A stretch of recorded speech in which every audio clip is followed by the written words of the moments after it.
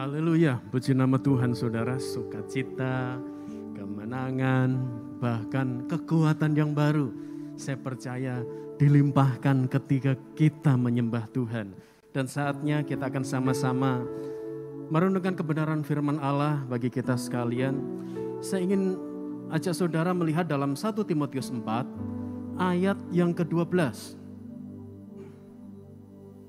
1 Timotius 4 ayat yang ke-12. Yuk baca sama-sama ya.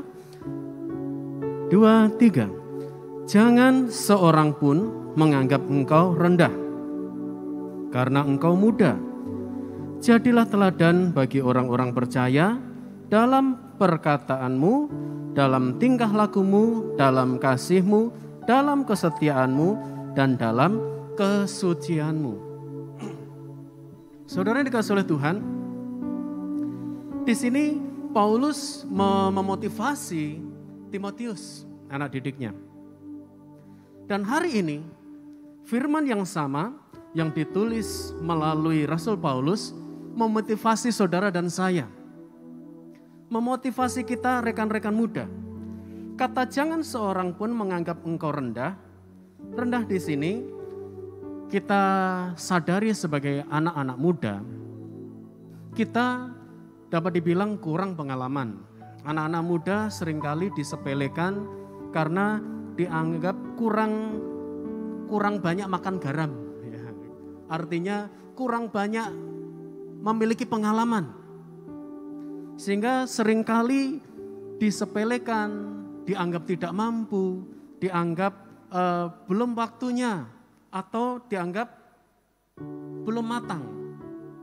Nah, hari ini Paulus, Allah dalam firman-Nya melalui Paulus memotivasi kita. Kata jangan seorang pun berarti Tuhan tidak ingin seorang pun menganggap kita rendah. Artinya apakah kita harus sombong, bangga diri, kamu jangan merendahkan saya ya. Enggak gitu juga saudara. Artinya ini sebuah motivasi. Motivasi bagi kita anak-anak muda. Ketika orang berkata kamu itu tidak mampu. Oh ya memang saya tidak mampu. Jangan saudara. Orang mungkin berkata kamu itu bisa apa. Kamu tidak bisa apa-apa. Oh ya memang saya tidak bisa apa-apa. Jangan saudara. Ketika orang lain mungkin menganggap kita tidak mampu. Menyepelekan kita. Kita jangan menerima reaksi mereka. Nah, kalau begitu apakah kita harus marah? Apakah kita harus bereaksi tidak terima dengan perkataannya? Juga tidak seperti itu saudara. Nah, maknanya apa? Artinya apa? Tindakan kita apa? Perhatikan baik-baik saudara. Paulus menulis surat ini, ya, Tuhan memakai Paulus berbicara ya, seperti ini. Tujuannya dengan kata-kata jangan seorang pun menganggap engkau rendah karena engkau muda. Ini menekankan kalau engkau tidak mau dianggap rendah, disepelekan oleh orang, ya dewasalah. Nah itu saudara. Jadilah dewasa. Milikilah karakter yang dewasa. Milikilah pribadi yang dewasa. Milikilah cara berpikir, cara bertindak sebagai orang yang dewasa, ya, yang dewasa, yang mampu untuk jadi, di sini dikatakan teladan. Ya, nah saudara dikasihi oleh Tuhan, Paulus menyatakan, ya, memberikan solusi bagi kita. Memang mungkin dibandingkan dengan mereka-mereka yang memiliki usia jauh di atas kita, mungkin pengalaman kita terbatas. Tetapi dengan penekanan Paulus tentang kedewasaan, itu harus memotivasi hidup kita. Memang untuk menjadi dewasa tidak terjadi secara instan. Tahu-tahu saya ingin dewasa, dewasa berpikir, saya ingin menjadi pribadi yang matang, tahu-tahu matang gitu saudara. Tahu-tahu dewasa, enggak juga saudara. Ada proses. Nah, ketika proses demi proses kita bisa lewati, ya, untuk seseorang menjadi pribadi yang dewasa, namanya berangkat kalau dari bayi, itu kemudian masuk ke balita, dari balita masuk usia remaja, dari remaja masuk usia pemuda, dari pemuda masuk usia dewasa. Ada jenjang-jenjang, ada proses, ada waktu-waktu yang harus dilewati. Nah, Allah ingin kehidupan kita, ketika kita ingin menjadi pribadi yang dewasa, kita mulai berangkat dengan memotivasi hidup kita sendiri. Saya mau dewasa di dalam Tuhan. Saya mau menjadi pribadi yang dewasa secara rohani. Nah, sekarang kita lihat ayat ini. Untuk bisa menjadi dewasa, untuk supaya orang tidak lagi merendahkan kita sebagai orang muda, menyepelekan kita sebagai orang muda, ayat itu dilanjutkan, jadilah teladan. Menjadi teladan. Menjadi teladan pun ada proses. Karena apa? Yang pertama, kita harus mau dikikis karakter hidup kita. Kita harus mau dibentuk oleh Tuhan. Ada langkah pertobatan yang harus kita ambil. Untuk menjadi teladan berarti kita siap dikoreksi. Kita siap direnovasi hidup kita. Kita siap untuk dibentuk menjadi ciptaan baru. Untuk bisa menjadi teladan berarti kita harus mulai menjadi berkat untuk diri kita sendiri. Kemudian kita menjadi berkat di rumah. Kita mulai menjadi berkat bagi orang banyak. Ya. Nah, keteladanan begitu penting. Sekarang bagaimana supaya kita bisa menjadi teladan? Ya tentunya kita harus punya profil. Kita harus punya sosok yang kita bisa teladani. Yang pertama di dalam Ibrani di sana ada dikatakan, perhatikan para pemimpin-pemimpin yang membimbing kamu dalam kerohanian. Perhatikan akhir hidup mereka dan contohlah iman mereka. Ya. Berarti kita meneladani gaya hidup iman rohani pemimpin-pemimpin rohani kita. Dan yang terutama kita meneladani Yesus. Karena Yesus sendiri menyampaikan firman-Nya melalui tulisan Petrus. Dia berkata bahwa Tuhan itu meninggalkan jejak bagi kita untuk kita mengikuti teladannya. Nah, jejak Yesus ini yang harus kita ikuti. Jejaknya di mana? Di dalam Alkitab kita. Di dalam firman Allah. Nah, dalam keteladanan yang Yesus berikan, Yesus membawa kehidupan kita untuk mulai diperbaharui dari hari ke hari.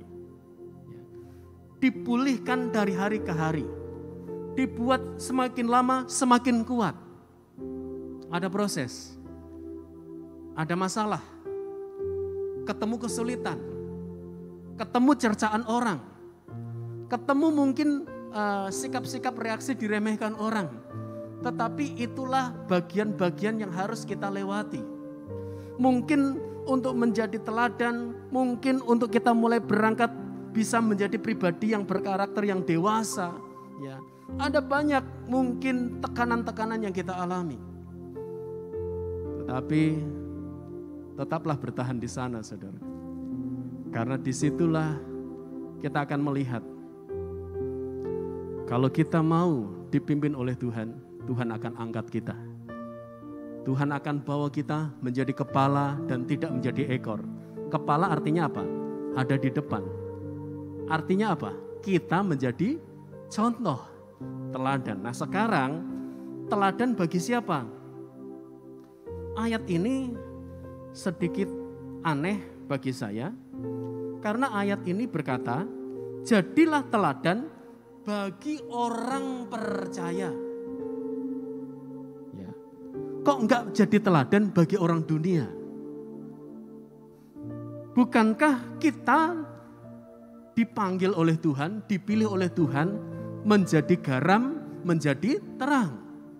Di tengah-tengah dunia yang kegelapan, penuh dengan kegelapan, Tuhan pakai kita menjadi terang bagi dunia. Di tengah-tengah keadaan dunia yang tawar akan kasih, maka kita menjadi garam yang menggarami, yang bisa memberi warna bagi dunia ini.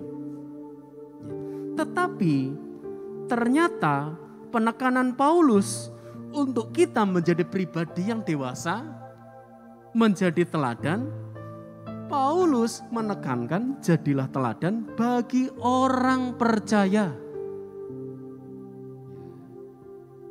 Menjadi teladan bagi orang percaya. Paulus tidak sedang berbicara tentang beberapa hal yang sering terjadi dan puji Tuhan tidak ada di gereja kita.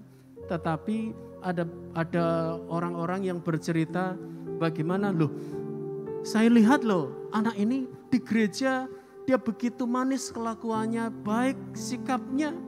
Tapi saya tidak nyangka di luar dia berani sama orang tua. Di luar dia kelakuannya seperti itu. Anak ini baik Dia kalau dikecewakan ada orang bercanda yang mungkin bagi saya itu menyakitkan, anak ini tidak balas Tapi saya kaget kenapa di luar kok dia bisa pukul orang. Paulus tidak berbicara tentang kemunafikan. Paulus tidak sedang berbicara tentang bagaimana anak Tuhan itu baik di gereja tetapi tidak baik di luar. Anak Tuhan itu baik ketika sedang mengikuti ibadah, tetapi ketika keluar ibadah karakternya tetap sama dengan orang dunia. Paulus tidak berbicara soal itu. Tetapi Paulus sedang berbicara tentang keteladanan yang sesuai dengan terang Tuhan. Karena itu jadilah teladan bagi orang percaya. Berarti bagi saudara seiman. Berarti bagi orang-orang yang sama-sama tahu firman. Berarti bagi orang-orang yang sama-sama mengerti ajaran Tuhan. Kalau begitu, kita menjadi teladan bagi orang percaya, berarti kita saling berlomba-lomba. Sama-sama berjuang, memberi semangat satu dengan yang lain. Ayo semangat, ayo kita harus hidup benar. Ayo kita terus tetap setia sama Tuhan. Ayo kita tetap bertekun ya. Saling menjadi teladan. Saling memotivasi bagi orang percaya. Karena apa? Karena kadang-kadang ada saat-saat di mana kita lemah. Teman kita menguatkan kita. Teman kita lemah, kita menguatkan mereka. Karena dengan kita menjadi teladan bagi orang percaya, maka teman kita atau rekan-rekan orang percaya, rekan-rekan seiman, saudara-saudara seiman kita, mereka juga akan termotivasi. Saya ingin seperti kamu. Saya ingin seperti kamu.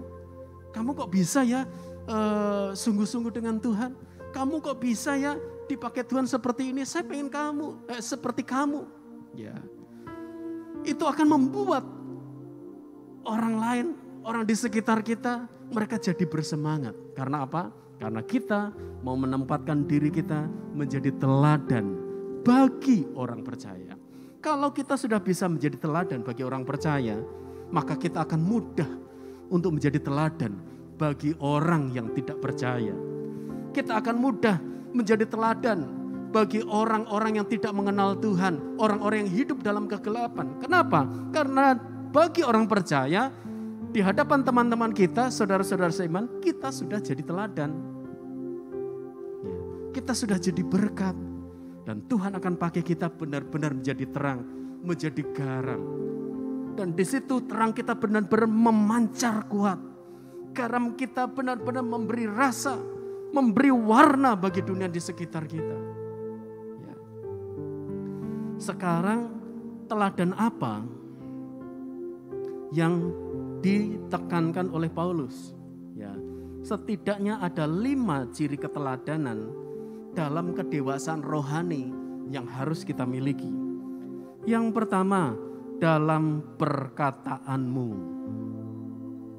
Perkataan bisa membangun, perkataan bisa menjatuhkan. Jelas kalau kita sedang berbicara tentang kedewasaan rohani, teladan bagi orang percaya, berarti perkataan kita adalah perkataan yang selalu membangun. Selalu biasakan untuk mengucapkan kata-kata yang membangun. Dan selalu hindari perkataan-perkataan yang suka mencela orang lain. Selalu hindari perkataan-perkataan yang melukai orang lain. Kemudian yang kedua, dalam tingkah lakumu, berarti perbuatan kita, sikap hidup kita, karakter kita, tingkah laku. Ya. Karena apa? Karena Tuhan ingin apa yang kita lakukan, seperti itu hati kita. Yesus pernah berkata, yang menajiskan itu bukan yang dari luar masuk ke dalam, bukan yang dimakan. Tetapi yang dari dalam keluar itu yang menajiskan.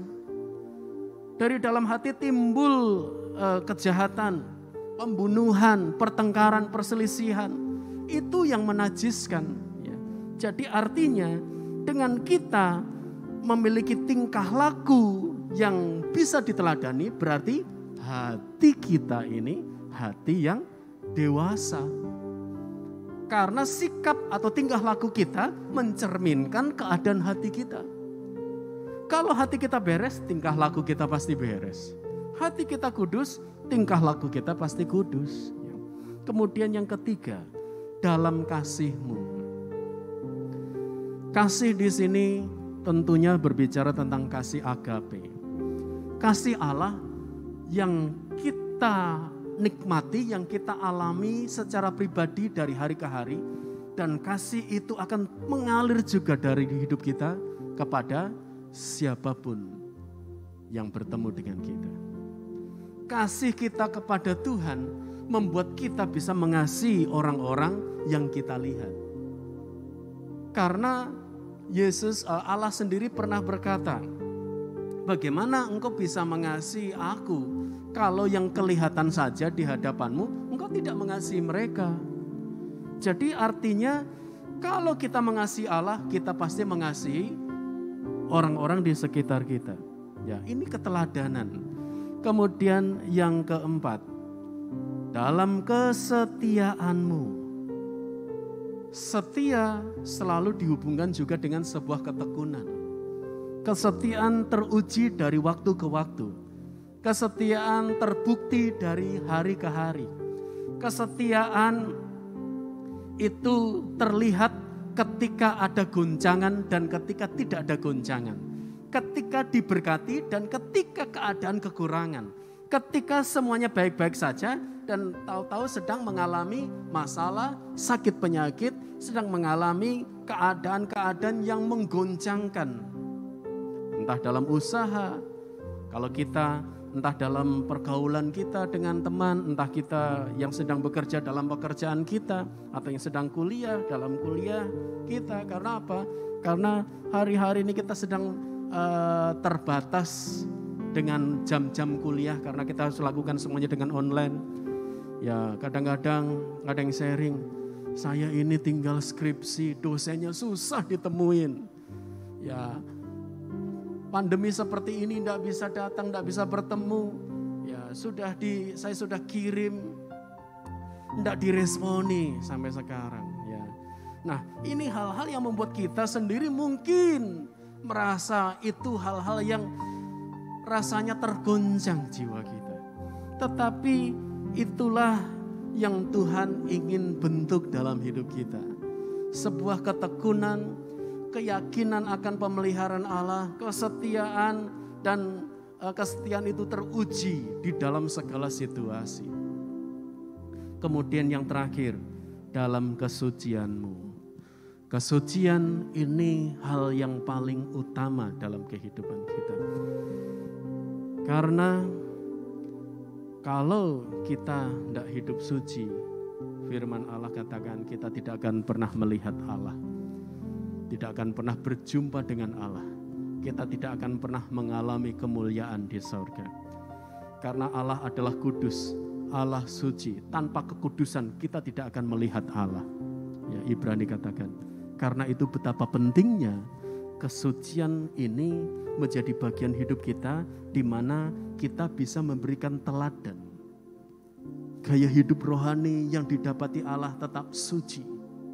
Kesucian hati, kesucian pikiran, kesucian hidup, kesucian dalam perkataan. Jadi kesucian ini merupakan kesimpulan dari 4 poin sebelumnya. Karena kesucian dalam perkataan, kesucian dalam tingkah laku, kesucian dalam kasih, kesucian dalam kesetiaan, itu harus dinyatakan. Harus menjadi bagian dari kerinduan kita untuk menjadi pribadi yang dewasa. Ya. Saya tutup di ayat yang terakhir dalam Mazmur 119, ayat yang ke-9. Kita baca sama-sama, 2, 3. Dengan apakah seorang muda mempertahankan kelakuannya bersih? Kelakuan di sini bukan hanya berbicara tentang perbuatan kita, tetapi kelakuan di sini mencakup roh, jiwa, dan tubuh kita. Dengan menjaganya sesuai dengan firman-Mu. Dengan menjaga sesuai dengan firman-Mu. Jadi yang pertama, kita harus menyesuaikan diri dulu dengan firman Allah. Bagaimana kita bisa menjadikan firman Allah menjadi sarana yang memproteksi kita? Kalau kita sendiri tidak menyesuaikan dengan firman Allah. Kalau kita sendiri tidak mau menyesuaikan hidup kita dengan firman Allah. Karena firman Allah adalah pribadi Allah sendiri. Berarti kita harus menyesuaikan diri dengan Allah kita. Menyesuaikan diri dengan Allah dan firman-Nya. Karena itulah yang bisa menjaga hidup kita. Yang bisa membuat kita mempertahankan kesucian hidup. Mempertahankan kelakuan kita bersih. Kita perlu firman Allah. Kita perlu Tuhan dan firman-Nya. Kita perlu roh-Nya, firman-Nya tinggal dalam hidup kita untuk selamanya. Karena itu, kalau saudara rindu menjadi pribadi yang dewasa, yang bisa menjadi teladan bagi orang percaya, ya, mari katakan, "Ku mau seperti-Mu Yesus, saya ingin disempurnakan, dan di dalam segala jalan yang aku lewati, aku ingin terus dan selalu memuliakan nama-Mu." Kita angkat pujian ini, refnya lebih dahulu. Ku mau seperti-Mu Yesus. Ku mau seperti-Mu Yesus.